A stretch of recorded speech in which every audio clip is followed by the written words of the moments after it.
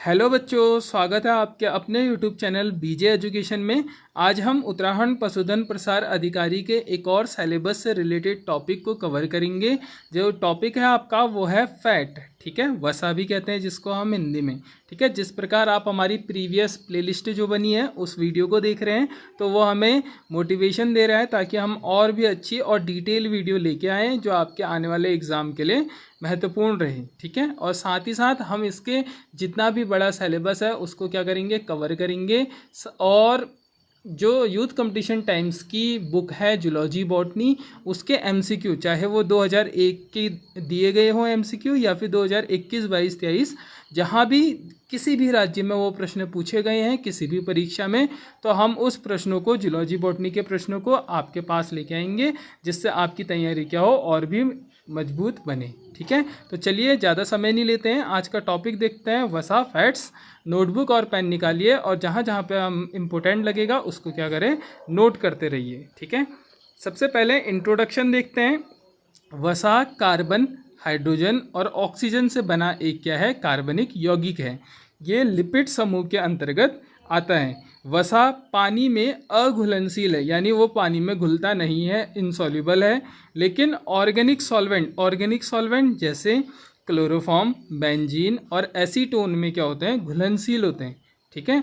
शरीर को सबसे अधिक ऊर्जा लगभग 9.3 किलो कैलोरी पर ग्राम किससे मिलती है, वसा से ही मिलती है। तो कितनी, लगभग 9.3 किलो कैलोरी पर ग्राम। तो यहाँ से आपको क्या क्या पता चला, जो वसा होता है वो इनसॉल्युबल होता है किसमें, पानी में, और सॉल्युबल होता है ऑर्गेनिक सॉल्वेंट में जैसे क्लोरोफॉर्म, बेंजीन, एसीटोन, ठीक है। और शरीर में सबसे अधिक ऊर्जा 9.3 किलो कैलोरी पर ग्राम कहाँ से मिलती है, हमको वसा से ही मिलती है।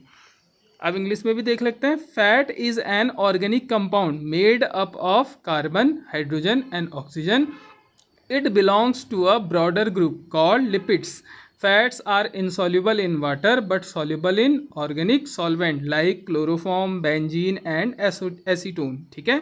They provide the highest amount of energy to the body, approximately 9.3 kilocalorie per gram. ठीक है, ये तो इंट्रोडक्शन हो गया। अब देखते हैं इसकी रासायनिक संरचना यानी केमिकल स्ट्रक्चर।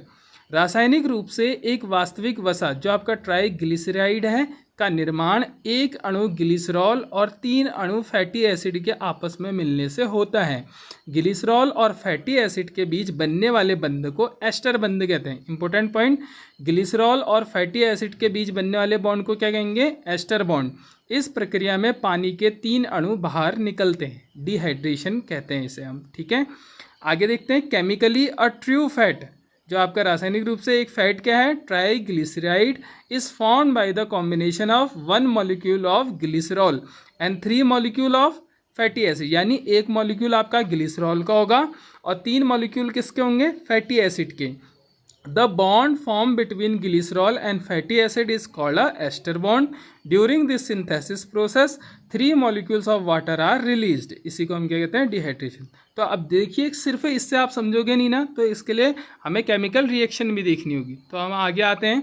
पहले तो आप जनरल रिएक्शन देख लीजिए कि एक ग्लिसरॉल 3 फैटी एसिड के साथ मिलेगा तो क्या बनाएगा, एक ट्राइग्लिसराइड बनाएगा और 3H2O बाहर निकलेंगे, ठीक है। अब इसको हम इमेज में देखते हैं, बिल्कुल समझ जाओगे आप। ग्लिसरॉल को देखिए, इधर दिख रहा है आपको CH2OH, CHOH, CH2OH। इसको हम ऐसे भी तो लिखते हैं, केमिस्ट्री तो आपने देखी होगी, CH2OH, CHOH, CH2OH। इसी चीज़ को उसने बस खोल के लिखा है, ठीक है। तो जब ये किससे मिलता है, 3 फैटी एसिड से मिलता है, ठीक है। 3 फैटी एसिड है, देखिए एक हो गया आपका इतना पार्ट, उसके बाद ये बीच में आपको दूसरा पार्ट दिख रहा है और तीसरा पार्ट ये है, ठीक है। तो ये जब आपस में मिलते हैं तो H2O रिलीज होती है। देखिए एक H2O तो ये बन गया, एक ऑक्सीजन लेगा, हाँ बस दूसरे का, जहाँ यहाँ पे ब्रैकेट बना है ना, आप देख सकते हैं, एक H और OH ले लिया, ऐसे ऊपर लेगा, ऐसे इधर भी लेगा, तो तीनों आपके कितने H2O निकलेंगे, 3H2O। एक से एक H2O निकला है तो 3 से कितने, 3H2O निकल जाएंगे बाहर। अब ये 3H2O निकल गए तो यहाँ पे हाइड्रोजन नहीं हुआ ना, ये तीनों हाइड्रोजन गायब हो गए ना, और इनके बीच में क्या बन गया, आपका बॉन्ड बन गया इधर कार्बन के साथ, ठीक है। क्योंकि यहाँ तो OH आपके बाहर निकल गए थे, तो इधर आप देख सकते हैं यहाँ पे बॉन्ड बना, ये देखिए बॉन्ड, ठीक है। तो इसी को हम एस्टर बॉन्ड कहते हैं, इसी को हम क्या कहते हैं, एस्टर बॉन्ड, ठीक है। इतने इजी लैंग्वेज में आपको कोई नहीं समझाएगा, तो देखिए इसी को हम क्या कहते हैं, एस्टर बॉन्ड। तो आपको पता चल गया अब फैटी एसिड कैसे बनते हैं, तो सॉरी फैट कैसे बनते हैं। एक ग्लिसरॉल 3 फैटी एसिड मिलके क्या बनाते हैं, फैट बनाते हैं, ठीक है। जैसे यहाँ पे एक एग्जांपल है आपका ट्राइग्लिसराइड्स, ठीक है। आगे की ओर बढ़ते हैं। नोट क्या लिखा है, the breakdown of triglycerides into glycerol and fatty acid is called lipolysis, ठीक है, या फिर लिपोलिसिस भी कह सकते हैं आप। इसका मतलब कि ये जो आपका ट्राइग्लिसराइड्स बना है ना, इसका वापस क्या बोलते हैं, आपका ग्लिसरॉल और फैटी एसिड में टूटना क्या कहलाता है, लिपोलाइसिस कहलाता है, ठीक है। तो इसको नोट कीजिएगा। आगे है वसा के वर्गीकरण। वसा को मुख्य रूप से 2 आधारों पर वर्गीकृत किया गया है, बनावट के आधार पर बेस्ड ऑन स्ट्रक्चर, और स्रोत संतृप्ति के आधार पर यानी बेस्ड ऑन सैचुरेशन। तो आप पहले देखते हैं संतृप्ति के आधार पर। इनमें कार्बन परमाणुओं के बीच केवल एक बॉन्ड होता है यानी सिंगल बॉन्ड होता है, ठीक है। ये सामान्य तापमान यानी 20 से 25 डिग्री सेल्सियस पर क्या होते हैं, ठोस होते हैं। जैसे आप इसमें एक एक्सेप्शन है, नारियल का तेल क्या है आपका एक्सेप्शन है, अत्यधिक सेवन से कोलेस्ट्रॉल बढ़ता है। इसके किसके, जो आपके एकल बॉन्ड है, ठीक है, सिंगल बॉन्ड है, सैचुरेटेड फैट है, इसके अत्यधिक सेवन से क्या होता है, कोलेस्ट्रॉल बढ़ता है। उदाहरण के लिए घी हो गया, मक्खन हो गया और मांस की चर्बी होगी, ठीक है। These contain only single bonds between carbon atoms. They remain solid at room temperature. Exception coconut oil. Coconut oil को छोड़ के ये सारे क्या है आपके, कोकोनट ऑयल भी आपका सिंगल बॉन्ड सैचुरेटेड फैट्स में आया, लेकिन ये रूम टेम्परेचर पे क्या होता है, सॉलिड नहीं होता है, ठीक है। High intake increases blood cholesterol, ठीक है, इसका ज़्यादा मात्रा में सेवन करने से क्या होता है, कोलेस्ट्रॉल होता है। एग्जाम्पल घी, बटर और एनिमल फैट। अब आगे की ओर देखते हैं अनसैचुरेटेड फैट्स। इनमें कार्बन परमाणुओं के बीच एक या अधिक द्विबंध यानी डबल बॉन्ड्स होते हैं। ये सामान्य तापमान पर तरल होते हैं। ये कैसे होते हैं, लिक्विड होते हैं। इन्हें सेहत के लिए क्या किया जाता है, अच्छा माना जाता है। जैसे सरसों का तेल, जैतून का तेल, मूंगफली का तेल और मछली का तेल, ये सब कैसे हैं, अनसैचुरेटेड फैट्स हैं। आपको बस याद रखना है, अनसैचुरेटेड में डबल बॉन्ड दिखेगा और सैचुरेटेड में सिंगल बॉन्ड दिखेगा। These contains one or more double bonds between carbon atoms. They remain liquid at room temperature and are generally considered healthy for the heart. Example mustard oil, olive oil, groundnut oil और fish oil. यहाँ पे आप example देख सकते हैं। Saturated देखिए, carbon और carbon के बीच में सब जगह आपको सिंगल बॉन्ड दिख रहा होगा। देखिए इधर से लेके यहाँ देखिए सब कार्बन के बीच में क्या है, सिंगल बॉन्ड है, जबकि इधर क्या है आपका एक जगह पे डबल बॉन्ड है। तो डबल बॉन्ड है तो ये क्या हो जाएगा आपका अनसैचुरेटेड, और जहाँ पे सिंगल बॉन्ड है सैचुरेटेड, ठीक है। अब आगे की ओर देखते हैं। नोट लगा है एक, असंतृप्त वसा 2 प्रकार की होती है। जो आपके अनसैचुरेटेड फैटी एसिड होते हैं ना, 2 प्रकार के होते हैं। एक होता है आपका मूफा, MUFA, इसको हम कहते हैं मोनोसैचुरेटेड फैटी एसिड, यानी एक डबल बॉन्ड होगा इसमें। और एक होता है आपका पूफा, PUFA, यानी पॉली अनसैचुरेटेड फैटी एसिड। इसमें क्या होगा, फिर एक से अधिक डबल बॉन्ड होंगे, जैसे ओमेगा 3 और omega 6।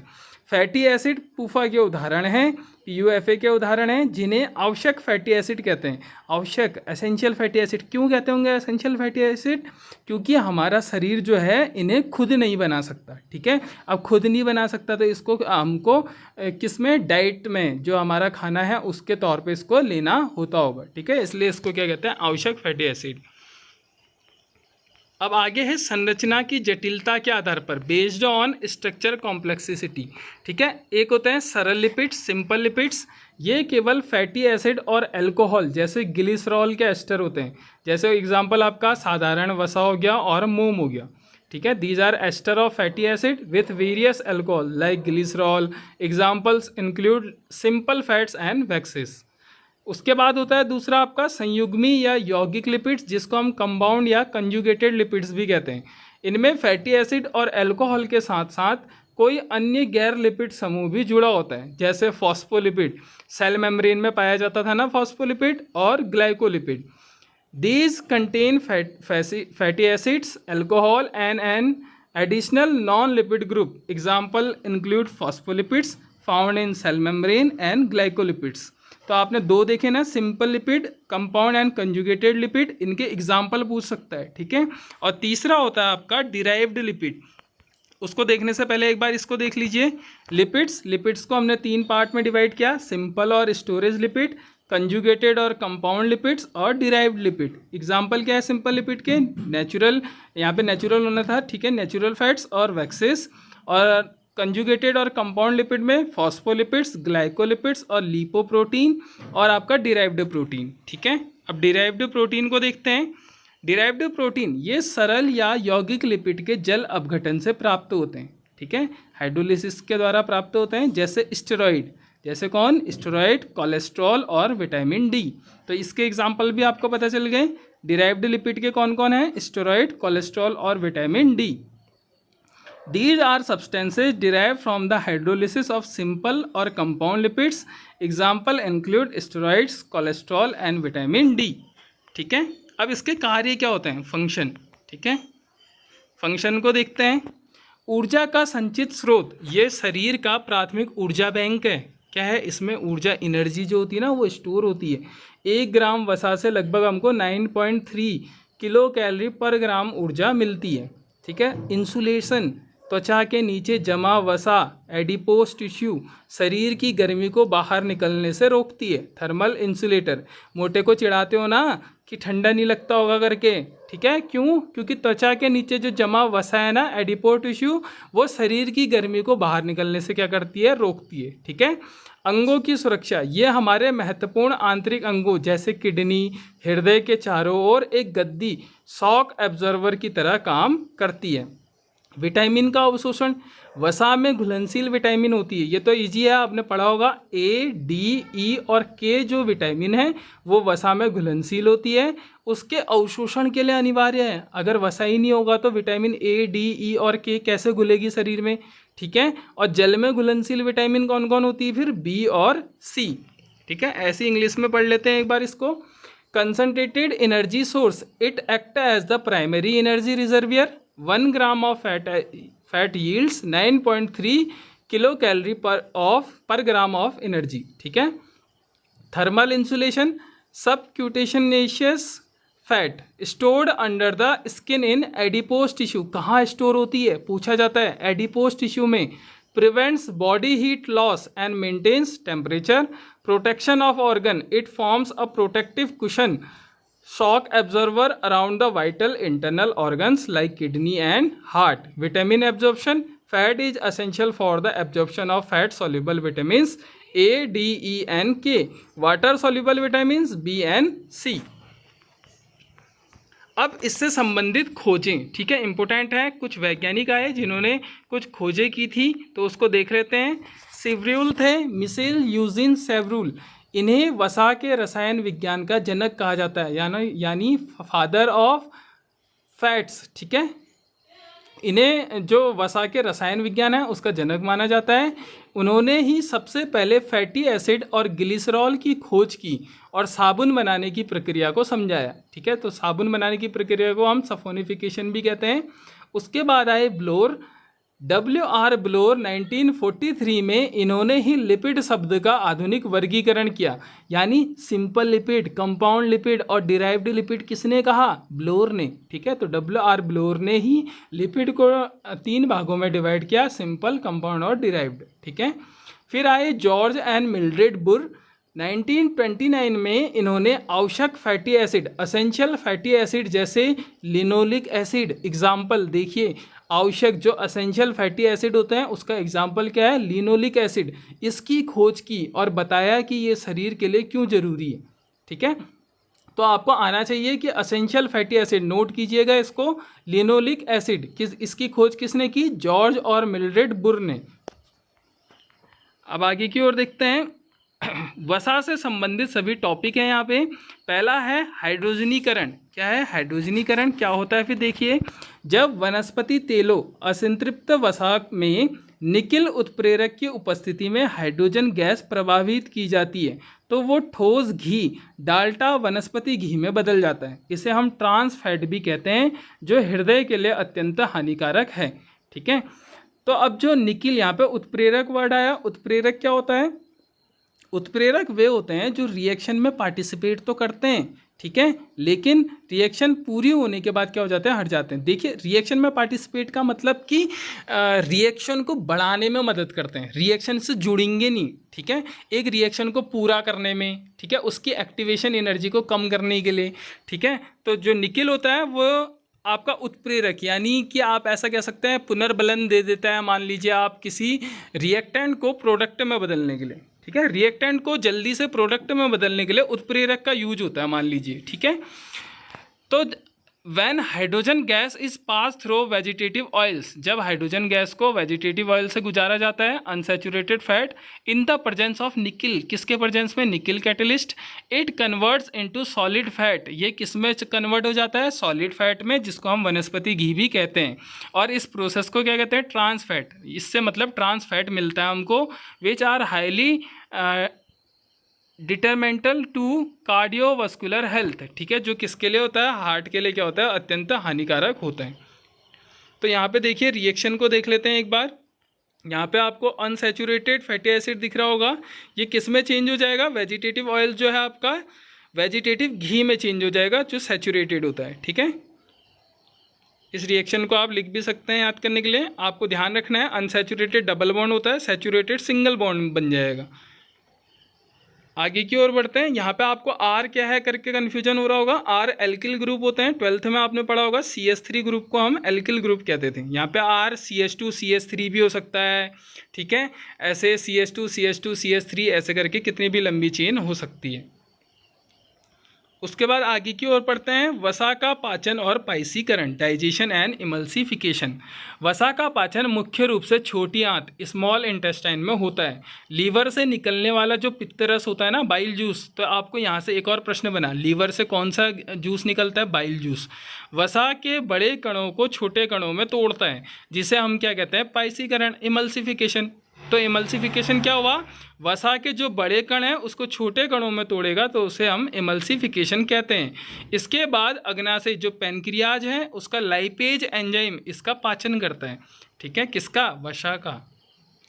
Fat digestion occurs primarily in the small intestine. Bile juice secreted by the liver breaks down large fat globules into smaller droplets, a process called emulsification. After this, the lipase enzyme from the pancreas digests it into fatty acid and glycerol, ठीक है। उसके बाद आपका साबुनीकरण। वसा को क्षार NaOH या KOH के साथ गर्म करने पर साबुन और ग्लिसरॉल बनता है। यानी अगर आप फैट को NaOH या KOH के साथ गर्म करोगे तो आपको साबुन और ग्लिसरॉल मिलेगा। तो यहाँ पे एक फैट का एग्जांपल है, देख सकते हैं आप, ग्लाइसरील ट्राइएस्ट्रेट। इसको हमने सोडियम हाइड्रोक्साइड एक बेस के साथ रिएक्शन कराई तो हमको ग्लिसरॉल मिला और सोडियम स्टीरेट मिला। ये जो सोडियम स्टीरेट है यही क्या है? साबुन है। यही क्या है? साबुन, ठीक है। आगे की ओर बढ़ते हैं। आयोडीन मान, इससे वसा की असंतृप्ति थी, अनसैचुरेटेड का पता चलता है। सुखाने वाले तेलों का आयोडीन मान अधिक होता है। Hydrolysis of fat with an alkaline to produce soap and glycerol. Iodine value, it is used to determine the degree of unsaturation in a fat or oil. Higher iodine value indicate more double bonds. अब हम question देखते हैं। Easy प्रश्न है, आपको आने चाहिए। यदि आपने क्लास पे ध्यान दिया है तो आपको पक्का आएंगे, ठीक है। पहला प्रश्न है, वसा के पाइसीकरण इमल्सिफिकेशन के लिए कौन सा शारीरिक तरल जिम्मेदार है और यह किस अंग द्वारा निर्मित होता है? तो बताइए, which physiological fluid is responsible for the emulsification of fats and which organ produce it? Gastric juice stomach, bile juice liver, pancreatic juice pancreas, या फिर इंटेस्टिनल जूस स्मॉल इंटेस्टाइन। तो इसका राइट आंसर है option number B, bile juice liver. पित्त रस कोई पाचक enzyme नहीं होता, लेकिन इसमें पित्त लवण बाइल सॉल्ट्स होते हैं जो वसा के बड़े कणों को छोटे टुकड़ों में तोड़ते हैं। इसी को हमने पाइसीकरण या फिर एमल्सिफिकेशन कहा था, ठीक है। Bile juice does not contain any digestive enzymes but it contains bile salts that break down large fat globules into smaller droplets. This process is called emulsification. अगला प्रश्न है, निम्नलिखित में से कौन सा फैटी एसिड मानव शरीर द्वारा संश्लेषित नहीं किया जाता और इसे आहार के माध्यम से लेना आवश्यक है? सोचिए, अभी पढ़ा है हमने, एसेंशियल फैटी एसिड करके पढ़ा था। Which of the following fatty acids can not be synthesise by the human body and must be obtained through the diet? Palmitic acid, oleic acid, linoleic acid या फिर स्टीयरिक एसिड? जी बिल्कुल, आपने सही सोचा है, option number C, linoleic acid. ठीक है, linoleic और लिनोलेनिक एसिड को आवश्यक fatty acid, essential fatty acid कहा जाता है। हमारा शरीर इनका निर्माण खुद नहीं कर सकता। Linoleic and linolenic acids are called essential fatty acids. Our body cannot synthesize them on its own, so they must come from food. अगला प्रश्न है, इम्पोर्टेंट है, पशुओं के शरीर में वसा का भंडारण मुख्य रूप से किस ऊतक में होता है तथा दूध में वसा का प्रतिशत जांचने के लिए डेयरी विज्ञान में किस विधि का प्रयोग किया जाता है? इंपॉर्टेंट है, बताइए। यदि आपको पहला प्रश्न आ जाएगा इससे रिलेटेड तो दूसरा अपने आप आ जाएगा। ठीक है, in which tissues is fat primarily stored in animal body, यानी एनिमल बॉडी में कहाँ पर वसा का भंडारण होता है?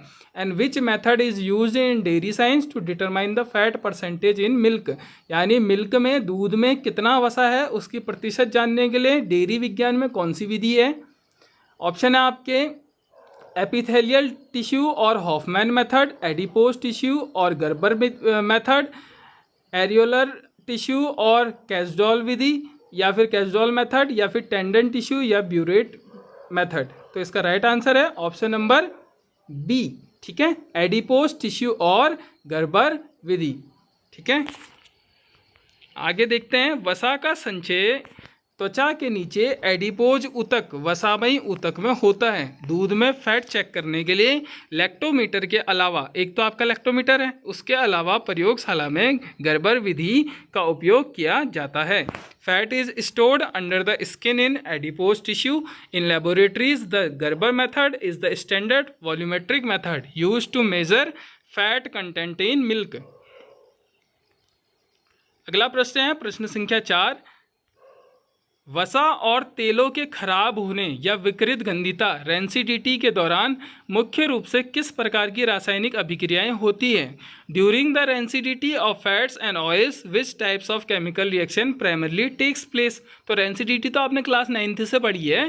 रेंसिडिटी कब होती है? जब किसी चीज़ का ऑक्सीडेशन होता है या फिर हाइड्रोलिसिस। तो इसका राइट आंसर क्या होगा? Option number A. ठीक है, जब वसा हवा, नमी या बैक्टीरिया के संपर्क में आती है तो उसका ऑक्सीकरण और जल अपघटन हो जाता है, जिससे उसमें से दुर्गंध आने लगती है। ठीक है, rancidity occurs when fats are expose to air, moisture और microbes leading to aerial oxidation and hydrolysis which produce an unpleasant odour and taste, जिससे क्या हो जाता है? दुर्गंध आने लग जाती है। ठीक है, और स्वाद भी खराब हो जाता है। अंतिम प्रश्न देखते हैं फिर, निम्नलिखित में से कौन सा एक व्युत्पन्न लिपिड यानी डिराइव्ड लिपिड का उदाहरण है जिसमें स्टेरॉइड रिंग पाई जाती है? अभी पढ़ा था हमने, which of the following is an example of derived lipid that contains a steroid ring structure? Lecithin, cholesterol, cephalin या फिर ट्राइपामिटिन? तो इसका राइट आंसर है ऑप्शन नंबर बी, कोलेस्ट्रॉल। ठीक है, कोलेस्ट्रॉल एक स्टेरॉइड है जो व्युत्पन्न लिपिड यानी डिराइव्ड लिपिड की श्रेणी में आता है, जबकि लेसिथिन और सेफिलिन फॉस्फोलिपिड यौगिक लिपिड है। यौगिक यानी कंपाउंड लिपिड। ठीक है, cholesterol is a sterol which is classified under derived lipid and possesses a tetracyclic steroid ring. Lecithin and cephalin are phospholipid compound lipids. ठीक है, क्या होते हैं? Compound lipids.